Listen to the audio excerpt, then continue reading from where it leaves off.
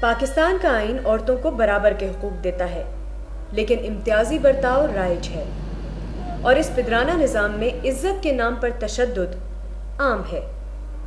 जून 2002 में मीरवाला गांव के ताकतवर कबीले मस्तोई ने एक 14 साला गुज्जर लड़के अब्दुल शकूर पर एक मस्तोई खातून से बेहुरमती का इल्ज़ाम लगाया और फैसला किया कि शकूर के खानदान की किसी औरत के साथ भी ज्यादती की जाएगी।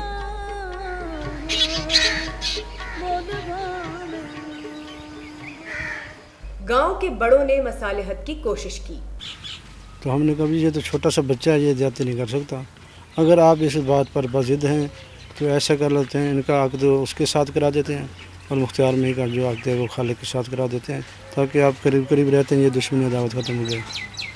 वट्टे सट्टे की ऐसी शादियां यहाँ आम हैं। इज्तिमाई ज़्यादती भी ज़िंदगी का हिस्सा है। होता है, इससे कोई 2 आबाश लड़के होते हैं, कोई 3 होते हैं, किसी खेत में या किसी के घर में जाकर ज़्यादती करते हैं, लेकिन ये तो बहुत बड़ा जुल्म है। तो उन्होंने कहा नहीं, ये हम नहीं मानते, हम तो ज़्यादती करेंगे। तो हम फिर उठकर चले आए जब उन्होंने नहीं माना। कुछ दिन बाद चाय खाने की गपशप से पता चला कि मस्तोइयों के हुक्म पर उसी रात शकूर की बड़ी बहन मुख्तार माई के साथ 4 मुसल्ला मस्तोइयों ने इज्तिमाई आबरूरेज़ी की थी। मैंने कहा भी एक मासूम बच्ची के साथ, गरीब के साथ इतना ज़्यादती हुई है कि भरे मजमे में उसको आबरूरेज़ी हुई है, तो इसके खिलाफ जिहाद करना चाहिए। तो सब ने मेरे साथ दिया, उन्होंने कहा ठीक है, हम आपके साथ हैं। इस हौसले पर मुख्तार ने करीबी थाने में FIR दर्ज की, जो अगले शहर में था। ज़्यादती की शिकार ख़वातीन अक्सर खामोशी इख्तियार करती हैं। इसकी एक वजह चंद ऐसे क़वानीन हैं जिन्होंने ज़िना और ज़िना बिल-जबर के फ़र्क को उलझाया। सबसे पहले तो वो एक इल्ज़ाम अपने पर लगाती है कि उसके साथ इस किस्म का जिनसी ताल्लुक़ हुआ है। इससे माने ये है कि अब उसको साबित करना है कि बिल-जबर था। ऐसे क़वानीन से ज़्यादा माशरे के रवैये ख़वातीन को चुप रहने पर मजबूर करते हैं कि एकदम उस पे तो इल्ज़ाम ये लग जाता है, माशरा भी लगा देता है और मुखालिफ वकील ने भी लगाना है और पुलिस भी ये सोचती है कि हो सकता है कि ये खुद ही बदचलन हो। तीसरा, जब वो अदालत में जाती है तो फिर ज़ाहिर है उसकी रुसवाई अब अक्सर औकात मीडिया तक भी पहुंच जाती है। और जब ये सारे खदशात देखे जाते हैं, चौथी बड़ी अहम बात है, उसका ख़ानदान ही नहीं चाहता कि रेप चाहे हो गई है बच्ची तो उसको रिपोर्ट किया जाए। शुरू में जो औरतें सोचती हैं खुदकुशी, मेरा भी यही मकसद था। खबर छपने पर मुल्क भर में गम और गुस्से की लहर दौड़ गई। इंसानी हुकूक की तंजीमों ने मुख्तार का साथ दिया। हुकूमत ने उसको इमदादी चेक भेजा और मुल्जिमान गिरफ्तार किए। बहुत इसको पोलिटिसाइज भी पिछले कई सालों में किया गया। मसलन बड़ी सिलेक्टिवली औरतों के केस लिए गए। और यहाँ पे आप देखें कि रेप के जो केसेस हैं वो दिन ब दिन बढ़ रहे हैं, मगर कोई एक बड़ा घनौना केस होता है जहाँ पे लोगों की पब्लिक ओपिनियन आउटरेज होती है, तो हमारी हुकूमतें जो हैं वो जाके उस केस को पहले अपनाती हैं। मुख्तार ने कभी स्कूल नहीं देखा था, लेकिन इस इमदाद से उसने 2 प्लॉट लिए जिस पर गांव के पहले स्कूल खोले। 1.5 साल बड़ी मुश्किल हुई इसको चलाने में।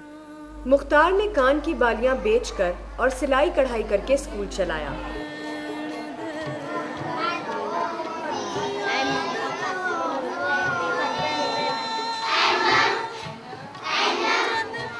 उसकी लगन देखकर मकामी NGOs ने मदद की। बैनुल अक़वामी तवज्जो से मजीद इमदाद मिली, जिससे लड़कियों का हाई स्कूल और ख़वातीन का फलाही सेंटर कायम किया और एक डेयरी फार्म जिसकी आमदनी से स्कूल चले और मकामी ख़वातीन को भी फ़ायदा हो। हुकूमत से मीरवाला के लिए पक्की सड़क और बिजली भी दिलवाई।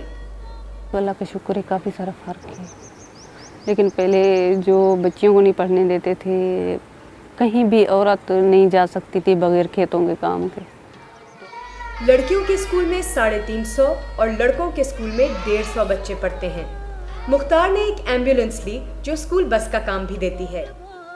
परवीन वड्डूवाला गांव से आती है, जो 1 घंटे का पैदल रास्ता है।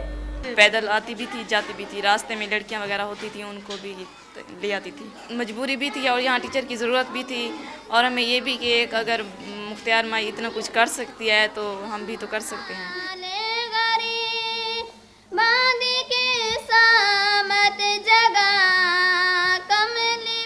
तो मुख्तार माई ने तो एक जिहाद कर दिया ना। मैं समझता हूँ उस खातून ने कमाल किया है, कंट्रीब्यूट किया है, एक सिंबल बन के आगे बढ़ के, सिंबल यूं ही नहीं बनी, आगे बढ़ के और घर से निकल के वो इस मामले को उसने टेकअप किया। बोलने से मेरे ख्याल में तो काफ़ी सारा औरत के लिए फ़ायदा है। एक औरत बोलती है तो मेरे ख्याल में 2 उसके पीछे भी कदम उठाती हैं। रोज़ मुख्तार के पास ख़वातीन मदद मांगने आती हैं।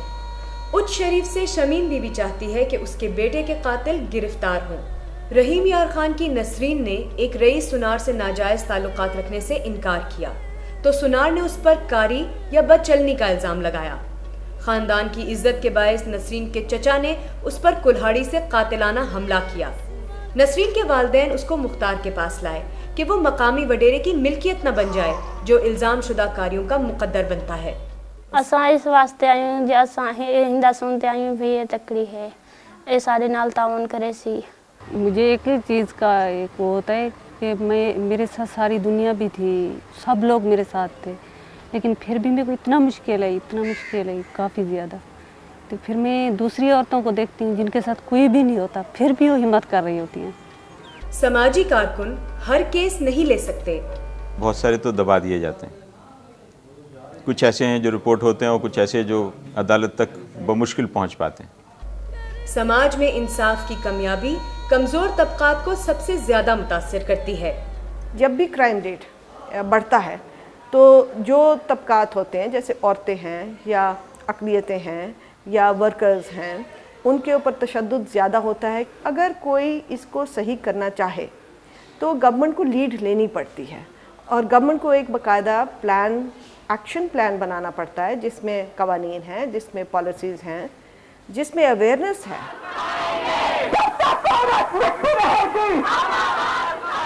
जितनी भी औरतें इस तरह से आवाज़ उठाती हैं बशमूल मुख्तियार माई के, उनको हर सतह पे लड़ना होगा। तो उनकी लड़ाई ख़ास आप ये मत समझिए कि उनकी लड़ाई सिर्फ एक मुलजिम के ख़िलाफ़ होगी, उस शख्स के ख़िलाफ़ होगी जिसने ज़्यादती की, ऐसा नहीं। उसकी लड़ाई उस शख्स के ख़िलाफ़ भी होगी और उन रवैयों के ख़िलाफ़ भी होगी जो सोसाइटी में और स्टेट के इंस्टीट्यूशन में पाए जाते हैं। 2005 में लाहौर हाई कोर्ट ने मुख्तार के 6 में से 5 मुल्जिमान को तकनीकी बुनियाद पर बरी कर दिया। ये केस अब सुप्रीम कोर्ट में ज़ेरे बहस है। पहले तो आप बराबरी नहीं देते तो इंसाफ क्या देंगे, और आप इंसाफ किस हैसियत में देते हैं, आप उनको खैरात में दे रहे होते हैं, आप एहसान के तौर पे इंसाफ कर रहे होते हैं।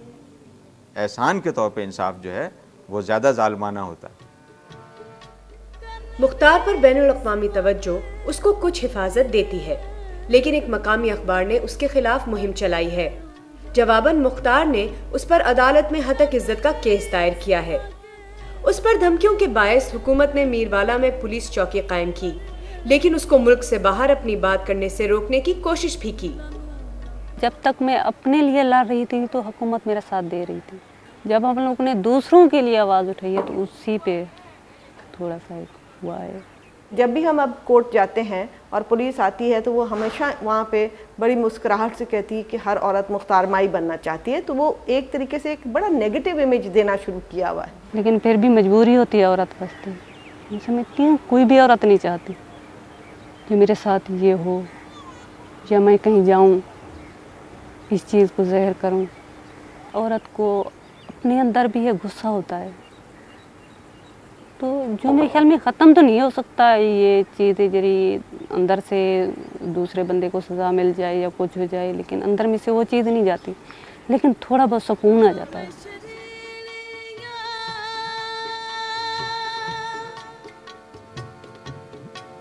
सच सर